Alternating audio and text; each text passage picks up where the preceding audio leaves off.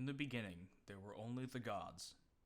Eons untold passed as they drifted aimlessly through the void until they grew bored with this state of affairs.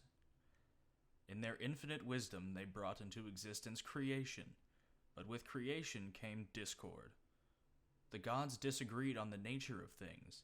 Some believed their children should be guided to greater things, while others believed they must rule over the creatures they had made. So, we are told, were born good and evil. Ages passed in fruitless argument between them until finally a wager was agreed on. It would be the mortals that settled the matter, for strife between the gods would only result in the destruction of all. We know this wager is fate, and thus creation came to know war. Through the passing of the years, grooves appeared in the workings of fate.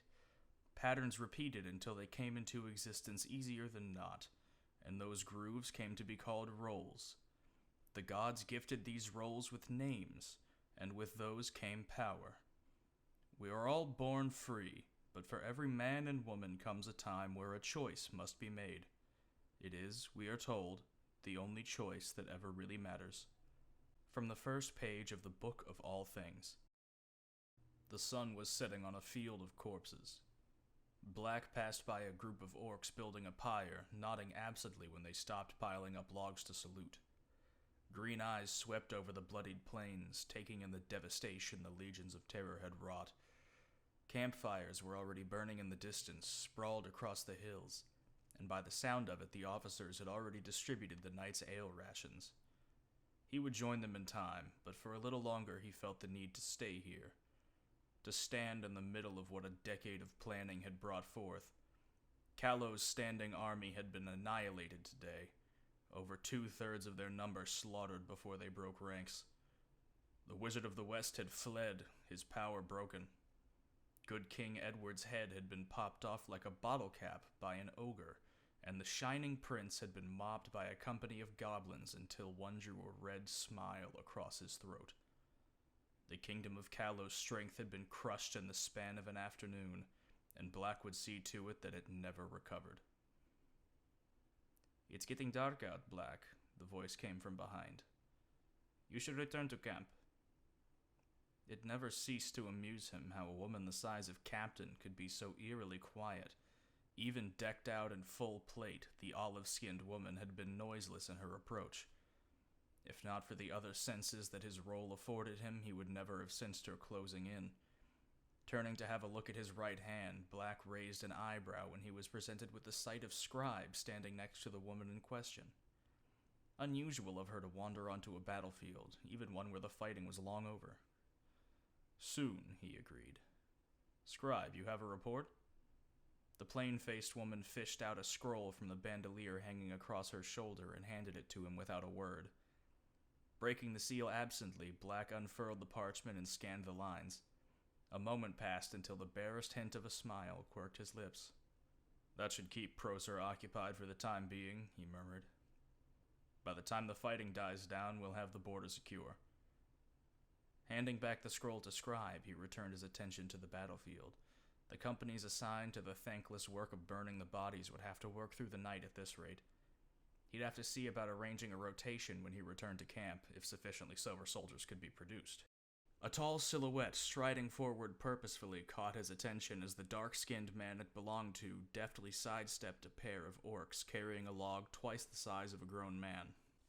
"You could have told me we were having an after-battle get-together," Warlock teased as soon as he was close enough to be heard. "I'd have brought a few bottles, though admittedly the scenery's a little morbid for my taste." Black rolled his eyes, though he caught Captain discreetly suppressing a smile. Scribe eyed Warlock with the same mild bemusement as always, as if she couldn't believe the charmingly smiling man standing in front of them had been the one to call down a rain of hellfire on the enemy barely an hour earlier. Not an unusual reaction. Sorcerers with that kind of power were rarely so jovial. "Happenstance," he replied. "We'll be heading back to camp soon enough." Warlock cast a look around, looking for the fifth member of their little band and coming up empty. "Rangers already gone?" he asked. "As soon as the battle was done," Captain informed him. The dark-skinned man grimaced. "I didn't think she would actually he said, trailing off after a sideways look at Black's face. What's done is done, the Black Knight cut through, and that was the end of that. The four stood in silence for a long moment, watching the knight slowly crawl over the fields of Stregis. 10 years, Black finally said. 6 for the earliest ones, Scribe disagreed quietly. With a last look at the battlefield, the Black Knight turned away without a word and started for camp. Warlock slung a friendly arm over Captain's shoulder, murmuring something that drew a smile from the much larger woman as Scribe methodically adjusted her bandolier before following.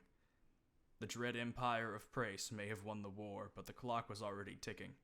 The Legions of Terror had made a lot of angry orphans through the afternoon's bloody work, and in time that would mean one thing: heroes. Hey, thanks for sticking around to the end.